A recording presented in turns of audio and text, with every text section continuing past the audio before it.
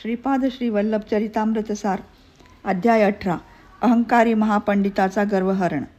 रविदास नावांचा एक रजक श्रीपाद प्रभूंचा भक्त होता.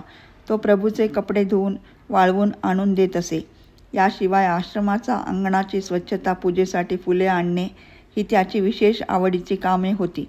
श्रीपाद प्रभू स्नानासाठी निघाले की रविदास त्यांना मोठ्या श्रद्धाभावाने साष्टांग नमस्कार करीत असे आणि तो नमस्कार प्रभू प्रसन्न चित्ताने स्वीकार करीत. एकदा रविदास आपल्या नावेमध्ये एका वेदसंपन्न पंडितास घेऊन कुरुगड्डीस येत होता. अस्पृश्य जातीच्या लोकांचा स्पर्श होऊ नये म्हणून त्या नावेत ते पंडित एकटेच बसले. नाव सुरू झाली.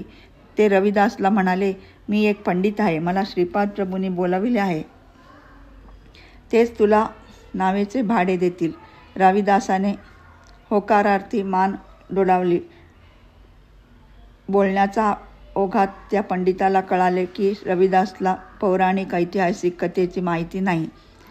ते पंडित रविदासला म्हणाले, अरे रविदासा, तुला पुराण आणि इतिहासाचे काहीच ज्ञान नाही, म्हणजे तू 3/4 जीवन व्यर्थ घालवलेस. हे ऐकून रविदास निराश झाला. नाव मार्गक्रमण करीत असताना पाण्याचा वेग एकदमच खूप वाढला. त्या वेगाने नावेस एक छिद्र पडले आणि त्यातून नावेत पाणी शिरू लागले. रविदास त्या पंडिताला म्हणाला, महाराज, आपणास पोहता येते का? ते पंडित म्हणाले, मला तर पोहता येत नाही. रविदास म्हणाला, महाराज, मला पोहता येते, परंतु तुम्हाला पोहता येत नसल्याने तुमचे जीवन 100% व्यर्थ आहे. सारखे वाढत असलेले पाणी पाहून रविदासाने श्रीपाद प्रभूंचे स्मरण करून पाण्यात उडी मारण्याची तयारी केली. तितक्यात त्याला पाण्याच्या मध्यभागी एक दिव्य कांती दिसली. रविदासाने त्या कांतीस अत्यंत श्रद्धाभावाने नमस्कार केला. त्याचवेळी एक महद आश्चर्य घडले. एक अदृश्य हात त्या नावेतील पाणी बाहेर टाकीत होता. पाणी कमी झाले आणि नाव किनाऱ्यावर पोचली व ते दोघे श्रीपाद प्रभूंच्या दर्शनास आले. रविदासाने प्रभूंना ज्यावेळी नमस्कार केला त्यावेळी त्यांनी प्रसन्न मुद्रेने मंदहास्य केले, परंतु त्या पंडिताकडे मात्र दुर्लक्ष केले. शास्त्र चर्चा करण्यासाठी आलेल्या पंडिताच्या मुखातून एक शब्दही बाहेर पडेना. श्रीपाद प्रभू त्या पंडिताला म्हणाले, अरे पंडिता, तुला अहंकारामुळे योग्य काय आणि अयोग्य काय हे कळेनासे झाले आहे. तू विद्वान असून सुद्धा सद्गुणांचा संचय करण्याऐवजी पापाचा साठच करून ठेवलास. आपल्या सुशील पत्नीचा छळ करून एका सुखी कुटुंबातील राणीला आपल्या पतीपासून परावृत्त केलेस. त्यामुळे ती तुला सतत शाप देत आहे. हे पापकर्म केल्यावर तू माझ्यासाठी कसा आकर्षित झालास? तुझ्या पत्रिकेप्रमाणे आज तुझा मृत्यूदिन आहे. आजपासून मी तुला 3 वर्षाचे आयुष्य वाढवून देत आहे.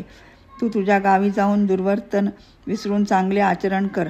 तुझ्या विद्वत्तेचे प्रात्यक्षिक दाखवितोस का तुला दिलेले 3 वर्षाचे आयुष्य परत करतोस?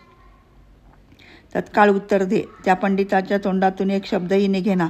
श्रीपाद प्रभूंनी त्याच्या मनातील इच्छा ओळखून त्याला 3 वर्षाचे वाढवलेले आयुष्य दिले. ते म्हणाले, तू रजकाचा पत्नीस जबरदस्तीने पळवून आणून दासी केलेस, परंतु पुढील जन्मात ते रजक दाम्पत्य महाराजाचे सुखवैभवाचा आस्वाद घेतील.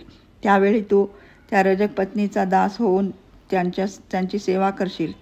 या 3 वर्षात काही सत्कर्म केल्यास तुला अन्न वस्त्रास कमी पडणार नाही, परंतु दुष्कर्म केल्यास यातना भोगाव्या लागतील. मृत्यूपासून वाचवून माझ्याकडे घेऊन आलेले रविदासाला तुझे सर्व पुण्य मिळेल. त्या पुण्याचा फलस्वरूप तो माझी सेवा करील. तू तत्काळ या पुण्यभूमीतून निघून जा. प्रभूचा आदेशानुसार पंडित तत्काळ तेथून निघून गेला. श्रीपाद राजम शरणम प्रपद्ये.